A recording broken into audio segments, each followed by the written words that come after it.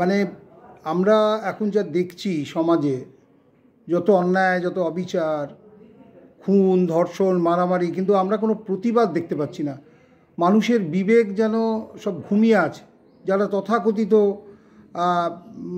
আমরা বলবো সমাজের মাথা বা বুদ্ধিজীবী ইত্যাদি ইত্যাদি, তাদের কোনো প্রতিবাদ আমরা দেখছি না। তাই আমার মনে হয়েছে যে মানুষ যদি গরু হয়ে যেত তাহলে কেমন হতো।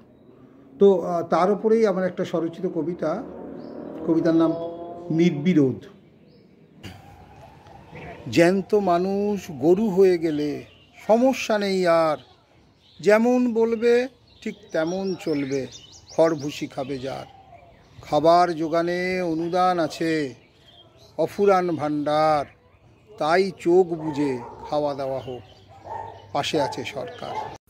জ্যান্ত মানুষ গরু হয়ে গেলে বুঝবে না কিছু আর, খুন ধর্ষণেও জাবর কাটবে অতীব নির্বিকার।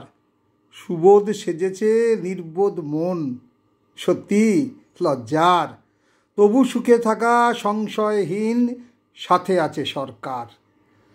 জ্যান্ত মানুষ গরু হয়ে গেলে বিরোধ রবে না আর, খুঁটি বাঁধা হয়ে থাকবে গোয়ালে সুন্দর সংসার।